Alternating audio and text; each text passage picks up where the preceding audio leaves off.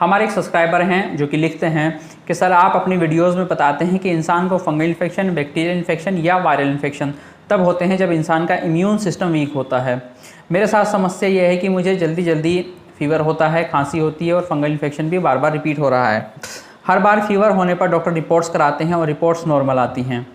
Corona काल में भी मुझे 3 बार फीवर आ गया है और डर लगा रहता है कि मुझे कोरोना तो नहीं।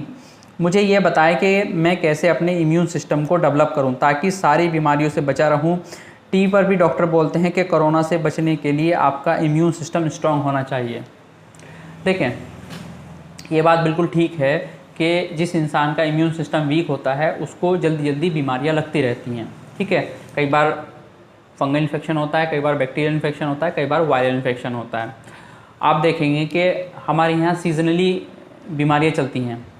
सर्दियों में वायरल का सीज़न चलता है, ठीक है नहीं, तो उसमें लोग बीमार हो जाते हैं। क्या सब लोग बीमार हो जाते हैं? नहीं, कुछ लोग बीमार होते हैं, कुछ लोग ठीक रहते हैं। कौन से लोग ठीक रहते हैं? जिनका इम्यून सिस्टम स्ट्रांग होता है। इसी तरीके से ये मौसम जो चल रहा है इसमें मलेरिया के केसेस ज़्यादा होते हैं। तो क्या हर इंसान को मलेरिया हो जाता है? नहीं, जबकि मच्छर तो सभी लोगों को काटते हैं। तो सिर्फ उन लोगों को मलेरिया होता है जिनका इम्यून सिस्टम वीक होता है और जो बैक्टीरिया मच्छर ने छोड़ा है उससे उनका इम्यून सिस्टम नहीं फाइट कर पाया और इंसान बीमार पड़ गया। ठीक है, इसी तरीके से कोरोना चल रहा है। कोरोना में क्या हर इंसान को कोरोना हो गया? नहीं, जिन लोगों का इम्यून सिस्टम वीक है उन लोगों को कोरोना होता है या फिर जो लोग इसकी कांटेक्ट में आ जाते हैं। तो ये बात आपको समझ में आ रही होगी कि बहुत सारी बीमारियों की वजह हमारा इम्यून सिस्टम का वीक होना होता है।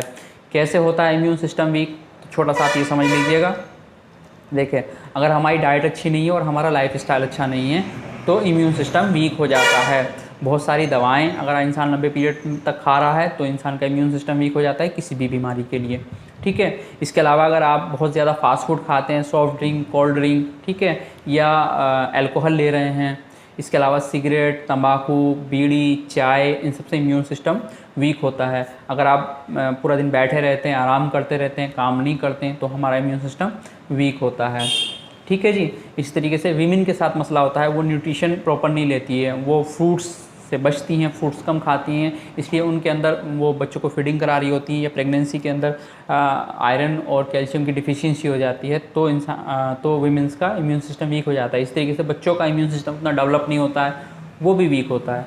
तो किसी भी बीमारी में के चपेट में आने के उनके रिस्क ज़्यादा बढ़ जाते हैं। तो कैसे हम अपना इम्यून सिस्टम स्ट्रॉन्ग कर सकते हैं? क्या दवाओं से? तो देखें, हर्बल में कुछ मेडिसिन हैं, लेकिन सबसे अच्छी चीज़ है कि आप नेचुरली अपना इम्यून सिस्टम स्ट्रॉन्ग करें ताकि आप फंगल इन्फेक्शन, बैक्टीरियल इन्फेक्शन, किसी भी तरह के वायरल इन्फेक्शन से बच के रह सकते हैं। ठीक है, तो इस चीज़ को ध्यान रखें। कैसे?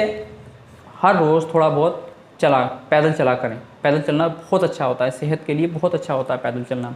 ठीक है, इसके अलावा हमारी डाइट के अंदर से वो सारी चीज़ें निकाल दें जो हमारी सेहत को नुकसान देती है। आज हर इंसान को पता है, कोई भी बच्चा नहीं है कि कौन सी चीज़ हमारी सेहत के लिए अच्छी है, कौन सी चीज़ हमारी सेहत के लिए बुरी है, लेकिन बस लोगों को शौक चढ़ा हुआ है हॉस्पिटल में पैसे देने का। ठीक है जी।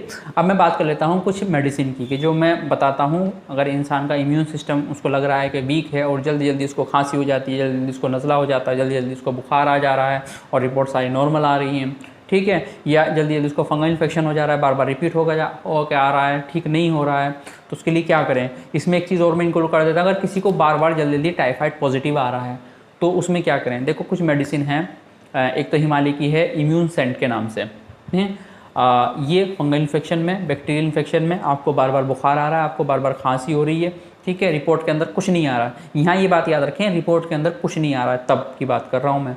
अगर आपकी रिपोर्ट में आ रहा है कि आपको लंबे समय से खांसी और बुखार चल रहा है और आ रही है आपको रिपोर्ट के अंदर टीबी पॉजिटिव आ रही है तो वहाँ ये ट्रीटमेंट काम नहीं करेगा। मैं बात कर रहा हूँ तब की कि आपको जल्दी बुखार आ जाता है, महीने में 1-2 बार बुखार आ गया या 2 महीने में 1 बार बुखार आ गया और जल्दी जल्दी खांसी हो रही है। इसी तरीके से आपको फंगल इन्फेक्शन है वो ठीक नहीं हो रहा, तो उसमें इम्यून सेंट बहुत अच्छा काम करती है। ये एक एंटी फंगल है, एक एंटी बैक्टीरियल और एक एंटी वायरल है।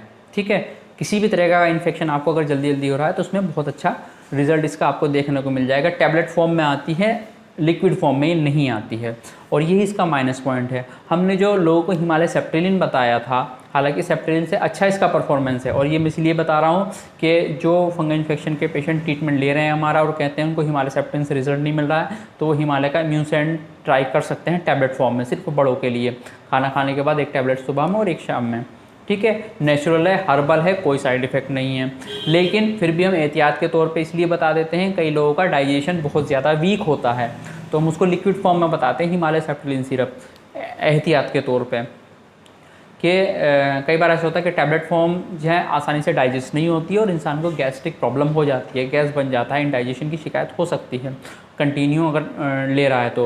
लेकिन सिरप फॉर्म में ऐसा नहीं होता है, तो उसमें डोज कम जाती है थोड़ा सिरप में, क्योंकि सिरप बच्चों का है एक्चुअल में तो, और दूसरा ये है कि वो जल्दी से डाइजेस्ट हो जाता है, लिक्विड फॉर्म में होता है, तो इसलिए हम बता देते हैं। वरना तो इम्यून सेंट फंगल इन्फेक्शन में, बैक्टीरियल इन्फेक्शन में जल्दी बुखार खांसी सब हो रहा है, उसमें बहुत अच्छा काम है इसका, और इम्यून सिस्टम को ये आपके स्ट्रॉन्ग करती है।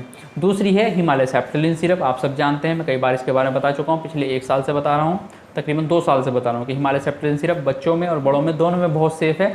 कोई इसका अमूमन साइड इफ़ेक्ट देखने को नहीं मिलता है। रेयर जो मिलता है वो ये है कि किसी किसी का इंसान का इससे वेट थोड़ा कम हो जाता है, ये भी बहुत रेयर होता है, सबके साथ नहीं है। ठीक है, तो हिमालय सेप्टेलिन सिरप ले सकते हैं। जो इसके अंदर बताया गया है कि पोटेशियम लेवल कम हो जाता है, ये लाख में से 1 केस है। ठीक है, नहीं 1 लाख में से 1 केस को मिलेगा कि हो सकता है उसका पोटेशियम लेवल कम हो जाए। ठीक है, तो उसके लिए आप अपना केला अगर इंसान डाइट के अंदर शामिल कर लेता है, उससे इसका इंसान का इम्यून सिस्टम भी स्ट्रॉन्ग होता है, पेट भी ठीक रहता है, और आपका जो पोटेशियम लेवल है वो भी मैनेज रहेगा। ठीक है, तो हिमालय का सेप्टेलिन सिरप ले सकते हैं, फंगल इन्फेक्शन में भी, बैक्टीरियल इन्फेक्शन में भी, जल्दी बुखार आ रहा है तब भी। और तीसरी चीज़ है गिलोय। गिलोय भी एक एंटी वायरल मेडिसिन है, एंटी बैक्टीरियल इसका कोई रोल नहीं है, एंटी फंगल में भी इसका रोल है लेकिन उतना पावरफुल नहीं है। बस ये इस तरीके से इनडायरेक्टली काम करता है क्योंकि गिलोय से जो है इंसान का इम्यून सिस्टम स्ट्रॉन्ग होता है, उसकी वजह से जब इंसान की बॉडी का इम्यून सिस्टम स्ट्रॉन्ग हो जाता है, जब यहाँ पर चुभन लगती है तो थोड़ा डल सा लगता है, तो जब इंसान का इम्यून सिस्टम स्ट्रॉन्ग हो जाता है, क्या बात चल रही थी, तो फिर ऑटोमेटिकली इंसान का फंगल इन्फेक्शन या कोई सा भी इन्फेक्शन है वो ठीक हो जाता है। तो इसलिए इनडायरेक्टली वे में गिलोय काम करता है फंगल इन्फेक्शन के लिए भी। तो ठीक है, तो गिलोय भी ले सकते हैं। गिलोय आपको नेचुरल मिल जाएगा, बहुत आसानी से हर जगह मिल जाता है। इसको आपको 1 गिलास पानी में डाल के पका लेना, जब पानी आधा रह जाए तो उसको पी लेना है। तो तीनों में से कोई भी चॉइस आप कर सकते हैं। और जिन लोगों का फंगल इन्फेक्शन गिलोय से या हिमालय सेप्टेलिन से नहीं ठीक हो रहा है, वो हिमालय की इम्यूसेंट टैबलेट ट्राई कर सकते हैं।